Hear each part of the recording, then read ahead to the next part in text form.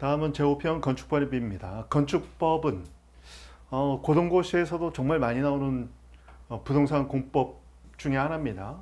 특히 건축법 11조, 건축허가 관련된 조항이죠. 건축신고 14조, 이런 것들은 중요한 판례도 많은 사안이고 실제로 고등고시에 많이 출제가 됩니다. 볼까요? 핵심 키워드입니다. 지하 공작물에 점포를 설치하는 거, 이것도 건축물에 해당되는 걸로 보는 거죠. 지하 점포를 떠올리면 되겠습니다.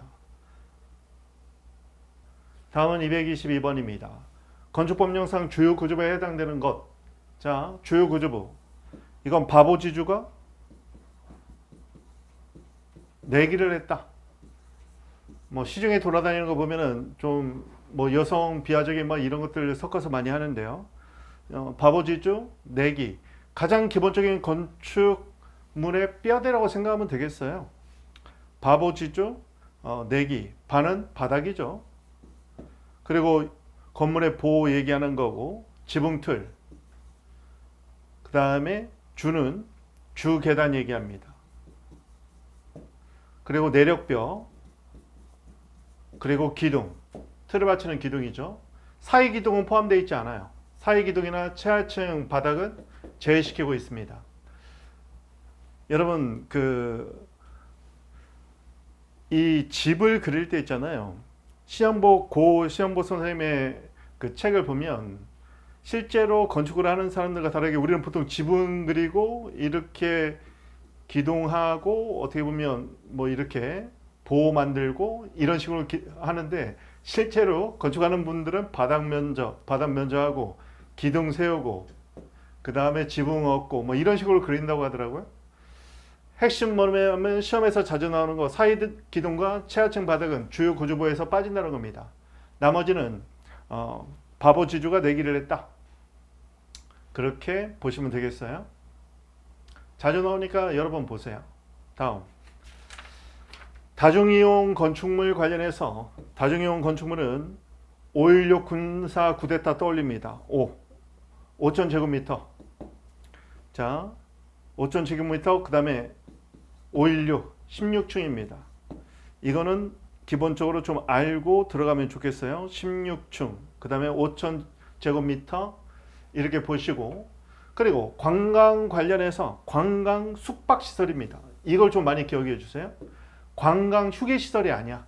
관광 숙박시설이 다중이용 시설입니다. 관광 숙박, 관광 휴게시설은 아닙니다. 이거 꼭 기억해 주세요. 그리고 바닥 면적이 5,000제곱미터라는 거, 그리고 16층 이상이라는 거 기억해 주시면 되겠습니다. 224 볼까요? 5화거든요. 516. 자, 5,000제곱미터 또는 16층 이상입니다. 여기는 4,000제곱미터니까 5,000제곱미터 그 요건은 아니지만 16층 관광호텔이면 16층이 포함되네요. 16층 이상이니까 16층이 포함되는 것이죠. 따라서 5,000제곱미터, 바닥면적 5,000제곱미터 이상 5화, 16층 이상 다중 이용 건축물. 자, 기억해 주세요. 516 기억하면 되죠. 5,000제곱미터 바닥면적 이상 16층 516을 떠올립니다. 다음 225번으로 갈게요. 대지에 정착된 컨테이너를 이용한 주택, 요즘 많이 짓죠. 건축법상 건축물로 보는 것이죠. 컨테이너를 이용한 주택, 실제로 많이 이용되고 있죠. 거의 조문 문제이기 때문에 조문은 지금 키워드 잡혀 있는 것들을 자꾸 봐야 됩니다. 그리고 여러분이 다 맞추려고 생각하지 마시고 시험에서 자주 틀렸던 거, 그리고 시험에서 자주 틀리게 나오는 부분만 눈에 계속 바르시기 바라요. 어쨌든 우리는 합격 점수를 최소한의 노력으로 가성비 있게 맞는 게 가장 중요합니다. 지역자치센터도 건축물로 본다는 거, 지역자치센터 건축물에 해당된다, 이렇게 보시면 됩니다. 다음 227번으로 갑니다. 227번은 건축법이 적용되지 않는 경우, 문고리가 철로 되어 있어. 문, 고철. 문이 고철로 되어 있는데 보풀이 일어나. 자, 이렇게 기억하셔서 문화재 보호법, 문화재 보호시설, 문화재 보호구역 지정이 있거든요. 문화재 관련된 거 또는 고속도로와 관련된 거, 이건 도로법이나 이런 적용을 받는 거죠. 그리고 철도, 궤도와 관련된 거 이것도 기억하십니다. 그리고 보행시설 관련된 거, 그리고 플랫폼, 문고철, 보풀 기억하십니다. 자, 보행 또는 보안시설. 자, 보안시설, 플랫폼, 보안시설, 플랫폼, 문화재, 고속도로, 철도, 궤도, 보안시설, 그리고 보행시설, 운전 보안시설. 보행 두 개 있네요. 보행, 운전 보안시설, 그 다음에 플랫폼. 이거 뭐 두 문제 따가지고 그냥 보는 수밖에 없어요. 다음 228번입니다. 건축법령상 공정물의 축조가 4m를 초과해야 돼요. 넘어야 됩니다. 4m 초과입니다. 초과. 4m를 초과하면 신고를 하게 되어 있어요. 4m를 초과해야 되기 때문에 4m를 넘어야죠. 딱 4m라면 신고 대상이 아니라는 것도 기억하십니다. 4m를 초과하면 공작물의 축조가 4m를 초과하면 신고 대상이다. 신고는요, 허가를 받기 위한 신청하고는 달라요. 신고는 일정한 법에서 규정하고 있는 요건을 갖춘 서류를 제출해서 도달하면 효력이 발생하는 걸 원칙으로 삼습니다. 그래서 신청은 행정청의 적극적인 허가 처분이 나와야 되겠지만 신고는 적법한 신고가 도달하면 수리는 수동적으로 받아주는 행위거든요. 신고 대상은 4m, 공작물의 축조 4m가 초과됐을 때라는 걸 기억하십니다. 자, 4m 초과, 나머지는 볼 필요 없어요. 4m가 넘는, 즉 초과됐을 때 신고 대상 행위다. 그 정도만 보시면 되겠고, 다음에 229번입니다. 건축법령상 건축물을 이전하는 거 이축이라고 하죠. 건축입니다. 이전하는 것도 건축이다. 다음 230번입니다. 한쪽 끝을 고정해서 다른 끝은 지지하지 않는 이 차양시설 같은 거 있잖아요. 여기는 이제 기둥에 이렇게 있고, 이런 경우 3m입니다. 3m 이상. 3m 이상, 3m로 가면 제가 한 175 되는데 180, 190 되는 분들이 손을 뻗었을 때 그걸 넘어갈 정도 3m로 보시면 돼요. 3m 이상 돌출한 건축물은 특수구조 건축물로 봅니다. 자, 다음 231번입니다. 뭐 두 문자 따는 분들도 있어요. 차양시설 관련해서 차양시설은 차양 3, 그 다음에 기둥 2, 차양시설은 3m, 특수구조 건축물이 되기 위해서는 3m, 기둥은 20m, 기둥사 20m, 뭐 이렇게 암기하도 하는데 눈에 그냥 발라버리세요. 기둥과 기둥 사이는 20m 건축물, 특수구조 건축물을 본다. 자, 다음 232번입니다. 건축 민원이 많이 제기되죠. 왜요?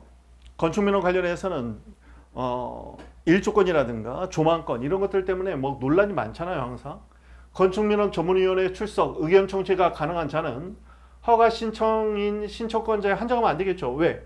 이해관계를 갖는 자들, 주변에 있는 사는 사람들은 이해관계인이 됩니다. 이해관계인 또는 참고인도 다 포함시켜야 돼야겠죠. 자신의 의견도 제출해야 돼요. 허가의 상대방만을 대상으로 하진 않습니다. 주변에서도요, 주거 환경과 관련해서 논란이 될 수 있기 때문에 건축민원 전문위원회 출석은 허가 신청이나 허가권자에 한정되지 않습니다. 이해관계인, 참고인도 출석할 수 있다는 거 기억해 주시면 되겠어요. 다음 233번입니다. 건축법령상 사전결정이라는 말이 나오는데, 사전결정이라는 건 최종 처분의 요건자가 연상 단어예요. 최종 처분의 일부 요건을 미리 결정해 주는 겁니다. 그래서 사전에 결정하는 거예요. 사전에. 어떤 사전? 최종 처분 이전에 중요 요건을 결정해 주는 것이기 때문에 결국 최종 처분을 할 수 있는 허가권자만 할 수 있는 게 사전 결정이에요. 사전 결정 그 자체도 처분성이 인정돼서 항고 소송의 대상이 되거든요. 이런 거 몰라도 돼요. 실무에서는 중요할 수 있겠지만 사전 결정은 사전에 요건 결정을 하는 거다. 무슨 요건? 최종 처분의 요건을 결정한다. 따라서 최종 처분을 발령할 수 있는 건축 허가권자만 건축법령상 사전 결정을 할 수 있는 거다. 건축법 10조는 이거는 국회에서 보는 입법고시에서도 사례로 나온 문제였어요. 사전 결정이라는 말이 있죠. 그럼 얘는 뭐냐? 건축 관련 입지, 즉 건축허가를 위한 대지 요건이죠. 대지 요건이 건축에 적합한지 사전 결정을 해줄 수 있다는 거거든요. 이거는 고등고시에서도 출제된 바가 있는 쟁점이다. 다음, 법령에서 우리가 의제제도 앞에서 한번 봤죠. 사전 결정을 하면 보존산지에 대한 산지 전용허가, 산 깎아서 거기 공장 짓고 이럴 때 산지 전용허가를 받아야 되는데 사전 결정을 받으면 산지 전용허가 의제되는 거, 이거는 도시 지역에서만 가능하다는 거 기억하세요? 산지 전용허가의 의제는 도시 지역으로 법에서 한정하고 있다. 자, 사전 결정에 관련된 내용은 좀 어려운 개념이기 때문에 지금 말씀드린 내용을 중심으로 해서 눈에 발라서 시험 막판에 보고 그래서 직관적으로 그냥 답을 찍어야 됩니다. 이렇게 사전 결정을 받은 자는 요건을 갖춘 신청을 하면 허가관전 지체 없이 허가해 줘야 된다. 법에 그렇게 되어 있거든요, 대부분. 특히 폐기물 처리 허가도 마찬가지로 25조에서 그런 식으로 규정을 하고 있어요. 사전 결정. 이렇게 사전 결정을 받은 자는 최종 허가 처분이 발령될 수 있을 거라는 기대 가능성이 생기는데 적어도 2년 이내에 요건을 갖춘 신청을 해야 됩니다. 그 신청을 하지 않으면 사전 결정은 효력이 상실돼 버리는 거죠. 법에 그렇게 규정하고 있다. 왜요? 사전 결정 해놓고 하세월로 지나면 안 되는 겁니다. 특히 사전 결정 같은 경우는요, 사전 결정을 받았다는 걸 가지고 이걸로 또 투자금을 모으고 이런 과정에서 막 사기도 일어나고 그래요. 그러니까 2년 내에 허가 신청이 없으면 실효되는 걸로 본다. 조문에 있는 내용입니다. 다음 236번이죠. 건축주가 대지 사용권을 확보한 경우에도 분양 목적이면 소유권을 취득해야 돼요. 대지 소유권을 확보해야 된다. 분양하려고 한다면 건물과 대지가 지금 별도의 소유권에 객체가 될 수 있는데 이런 경우에는 단순한 대지 사용권이 아니라 소유권을 확보해서 분양해야 된다는 내용입니다. 이것도 조문과 관련된 내용이고요. 다 조문이죠, 뭐 어떻게 보면. 다음 237번입니다. 건축허가를 제한할 때 제한기간이 2년입니다. 1회 하나요? 1년 이내에 연장할 수 있다. 건축허가 제한기간 2년 기억하십니다. 다음 238번입니다. 연면적 150제곱미터, 이게 3층 미만이 중요한데 보통 신고 대상이 3층 미만이에요. 여기서 3층 미만이라고 하면 3층 안 들어가죠. 1, 2층. 즉 이런 걸 우리가 소규모 건축이라고 불러요. 이런 소규모 건축에 한해서만 건축 허가가 아니라 건축 신고만으로 건축 개시가 가능하도록 건축법 14조에서 규정하고 있는 겁니다. 3층 미만 피난 계산 증서는 건축 신고를 하면 건축허가를 받은 것으로 보는데 이게 신고에 의해요. 신고를 하면 허가를 받은 걸로 봐주는 겁니다. 상층은 포함되지 않는다는 걸 기억하세요. 건축법 14조에서는요. 3층 미만으로 규정하고 있습니다. 연면적 200제곱미터 미만, 3층 미만 이렇게 규정하고 있어요. 자, 연면적 200제곱미터 미만, 3층 미만, 이거는 고등고시에서도 엄청나게 많이 시험에 나오는 변호사 시험이나 5급 공채에 많이 나오는 조문이에요. 그래서 꼭 알아두면 좋겠네요. 신고는 중요한 내용이니까. 쉽게 말하면 자기가 살 집 정도는 신고로 웬만하면 처리가 되는 겁니다. 자, 다음 239번이네요. 조립식 구조에서 경비용 가설 건축물 연면적은 10제곱미터 미만, 이런 경우에는 축조 신고의 대상이냐, 신고 대상이라는 거 기억하십니다. 경비용 10제곱미터, 이 두 단어만 눈에 발려서요. 자, 조립식 구조에서 경비용 가설 건축물 연면적 10제곱미터는 가설 건축물 축조 신고만으로 이 신고가 돌아갈 만해서 효력이 발생하면 곧바로 건축 개시를 할 수 있다는 얘기입니다. 다음 240번입니다. 신고 대상 가설 건축물 견본주택 존치 기간은 3년이다. 3년만 정확히 체크해 넣습니다. 3년 이내에요. 틀린 부분, 견본주택 존치 기간은 주택 분양 완료일까지 3년입니다. 3년. 자, 틀리게 만드는 것도 한 번씩 풀어보면 좋겠네요. 다음 241번. 신고 대상 가설 건축물 견본주택이 2층 이상이면 감리 대상이라는 거 기억합니다. 2층 이상일 때 가설 건축물이 2층 이상이다. 뭐 1층 정도면 상관이 없지만 가설 건축물이 2층 이상으로 올라가면 공사 감리를 받아야 된다. 좀 위험할 수도 있죠. 가설 건축물이니까. 2층 이상이면 공사 감리 대상이다. 층수를 불문하다 그러면 틀린 지문이 돼요. 다음 건축 절차 242번입니다. 자, 안전관리 예치금은 연면적 1,000제곱미터 이상에서 조례로 정하는 건축물 미관 개선 등을 위해서 공사비의 1% 범위 내다. 1% 범위 내에서 안전관리 예치금을 정한다는 거 기억하십니다. 자, 1,000제곱미터 1% 11로 가네요. 안전관리 예치금은. 다음 243번입니다. 면적 5,000제곱미터 미만 대지에 건축하는 건축은 적용을 아니할 수 있다. 5,000제곱미터 미만입니다. 이게 중요하죠. 적용을 안 할 수 있는 면적. 대통령령으로 정하고 있고 대통령령이 시행령에 보면은 2,000제곱미터 미만인 대지에 건축하는 공장 등입니다. 다음 244번입니다. 도시계획 시설에서 도시계획 시설이라고 하면 우리가 뭐 경전철, 도로 뭐 이런 것들 얘기하는 거죠. 건축을 위한 가설 건축물은 적용을 하지 아니할 수 있도록 법에 규정하고 있다. 면적 불문합니다. 자, 이게 핵심이죠. 도시계획 시설에서는 가설 건축물에 대해서 적용 등 안 할 수 있다는 거 기억하십니다. 눈에 계속 발라야 돼요. 시험 얼마 안 남았을 때는. 245번입니다. 자, 상업지역의 건축물은 공개공지, 휴게시설 같은 거를 건설하는 데가 공개공지죠. 면적은 전체의 100분의 10 이하의 범위에서 결정하고 법에서 규정하고 있다는 거 기억하십니다. 뭐 공터 같은 거 만들어주는 거 있죠. 상업시설 건축물 같은 거 보면 우리가 뭐 쇼핑몰 같은 데 가면 이런 공개공지가 꽤 있죠. 다음 246번입니다. 공개공지 또 나왔네요. 공개공지는 이건 주민 편의 등을 위해서 많이 이용되죠. 따라서 건폐율 또는 높이 그런 제한이 완화된다. 그렇죠. 주민 편의를 위한 시설이 보통 들어서니까요. 다음 247번입니다. 목구조의 건축물은 연면적 500제곱미터 또는 3층 이상이면 착공 신고할 때 구조안전 확인 서류 제출을 해야 된다는 거. 500제곱미터와 3층 이상입니다. 53 안전 53 구조안전 확인 서류 이렇게 뭐 두 문자로 따서 눈에 발라도 상관없습니다.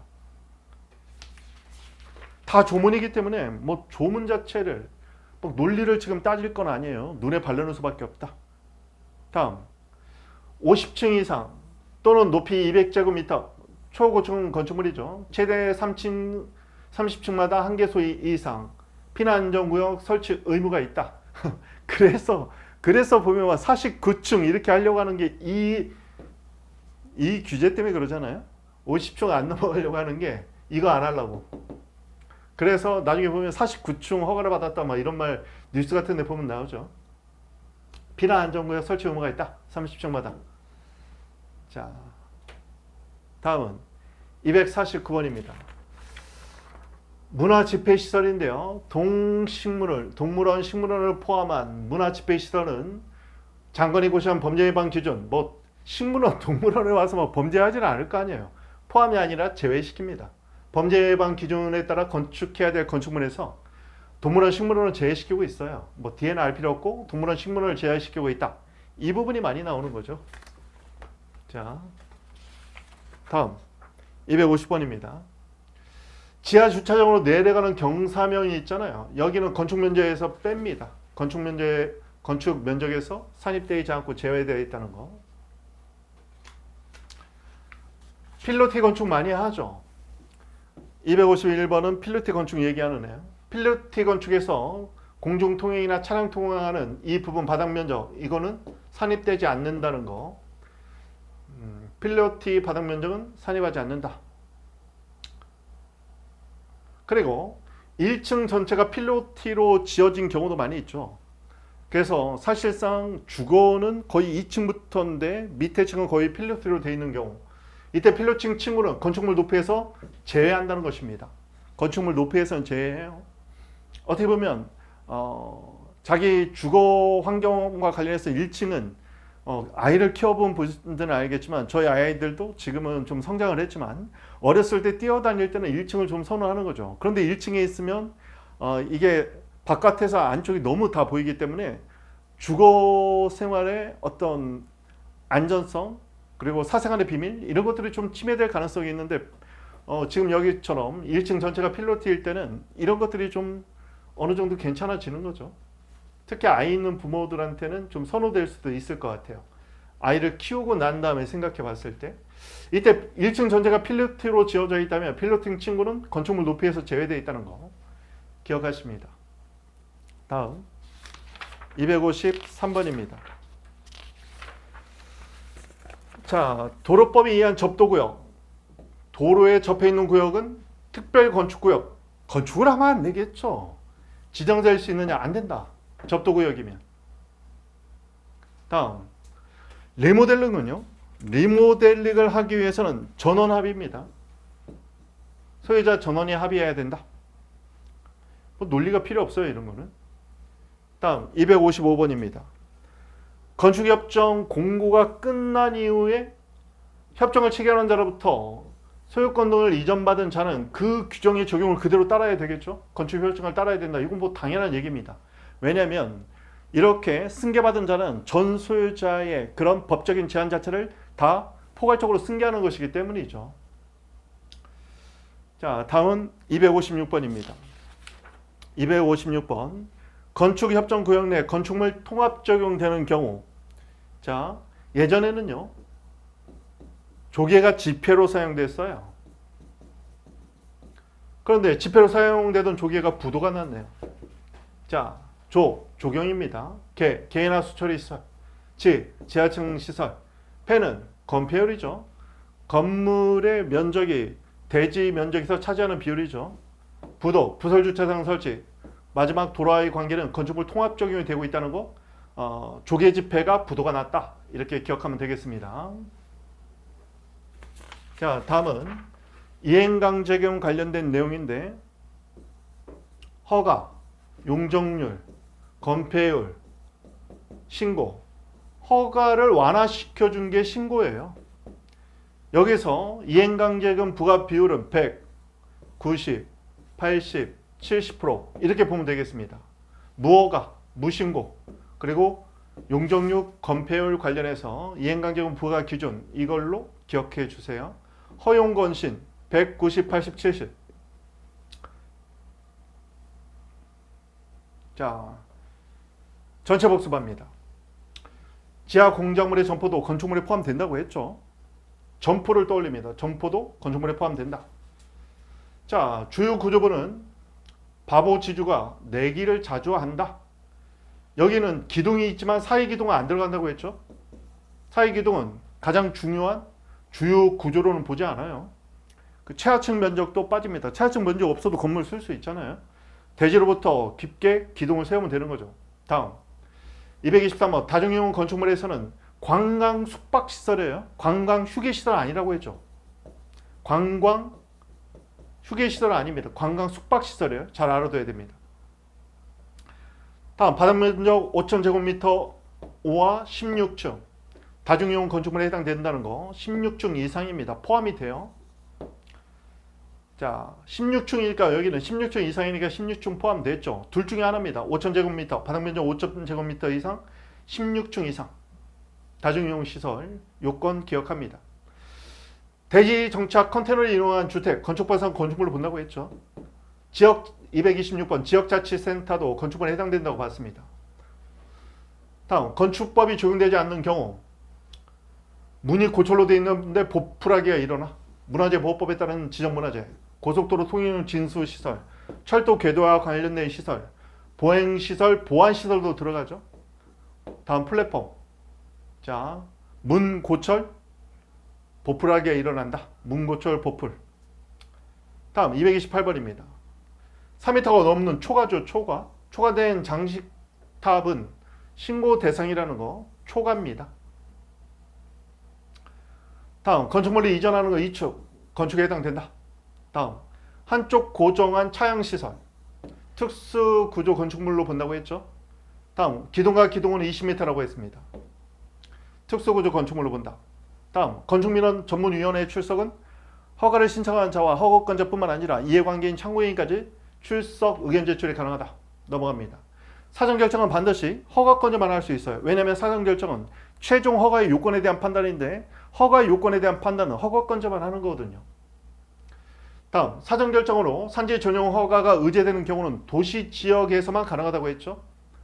다음 235번입니다. 사전결정 받은 후 2년 내 건축허가를 신청하지 않으면 효력이 상실된다는 거. 다음, 건축주가 대지 사용권을 확보했더라도 분양 목적의 공동주택이라면 소유권을 취득해야 된다고 했죠. 다음, 건축허가 제한 2년 내 1에 한해서 1년 범위 내에서 연장이 가능하다고 했습니다. 원칙 2년입니다. 다음, 연면적 200제곱미터 3층 미만이에요. 3층 포함되지 않고 소규모 건축은 3층 미만입니다. 다음, 조립식 건축에서 경비용 가설 건축물은 연면적 10제곱미터 미만일 때 축조 신고의 대상이 된다는 거 기억하십니다. 다음, 신고 대상인 가설 건축물의 견본주택의 존치기간 3년 이내입니다. 분양 완료일이 아니다. 그렇게 틀리게 된다고 했죠. 다음, 신고 대상인 가설 건축물의 견본주택이 2층 이상이면 공사 감리 대상이 된다. 이렇게 기억하세요. 가설 건축물 1층까지는 모르겠는데 2층으로 쌓으면 불안해. 안전한 거야? 공사 감리 대상이다. 이렇게 연상하세요, 그냥. 다음, 안전관리 예치금 1%죠. 연면적 1,000제곱미터 이상 조례로 정하는 바에 따라서 공사비 1% 범위 내에서 예치금을 정한다는 것이죠. 다음, 대지 요건입니다. 면적이 5,000제곱미터 미만이면 적용 아니할 수 있다고 했죠. 다음, 여기는 이거 체크해야 돼요. 도시계획 시설로 건축하는 가설 건축물은 적용 안 할 수 있다. 다음, 상업지역에서의 공개 공지는 10% 이하, 100분의 10 이하의 범위라는 거 기억하십니다. 특히 공개 공지 같은 경우는 건폐율이나 높이 제한을 완화시켜 줄 수 있다. 왜냐하면 공적 목적으로 이용되죠. 다음, 목구조 건축물은 연면적 500제곱미터 3층 이상이면 착공 신고할 때 구조안전 확인서를 제출해야 된다는 거. 이거 키워드 체크해 놓으세요. 구조안전 확인서를 제출해야 된다. 다음, 5층 이상 또는 높이 200제곱미터 이상 초고층 건축물은 30층마다 한 개의 피난 안전구역 설치가 의무화되어 있다는 거 기억하십니다. 그래서 자꾸 49층만 하려고 하죠. 다음, 동물원, 식물원 같은 경우는 범죄 예방 기준을 굳이 따를 필요 없다. 뭐 식물원, 동물원에서 무슨 범죄를 하냐? 범죄 예방 기준에 따를 필요 없다. 제외되어 있다. 다음, 250번입니다. 지하주차장으로 내려가는 경사로 면적은 건축 면적에서 빠진다. 제외되어 있죠. 다음, 필로티 건축 같은 경우는 공동주택의 바닥 면적에 산입되지 않는다는 걸 기억합니다. 252번입니다. 1층 전체가 필로티로 설치가 되어 있다면 그 층은 건축물 높이에서 제외시킨다는 것도 기억하세요. 다음, 도로법의 접도구역은 도로에 인접해 있기 때문에 여기서는 건축하면 안 돼요. 특별 건축도 안 됩니다. 특별 건축 구역으로 지정할 수 있느냐? 안 된다. 리모델링은 전원합의라고 했죠. 리모델링 전원합의.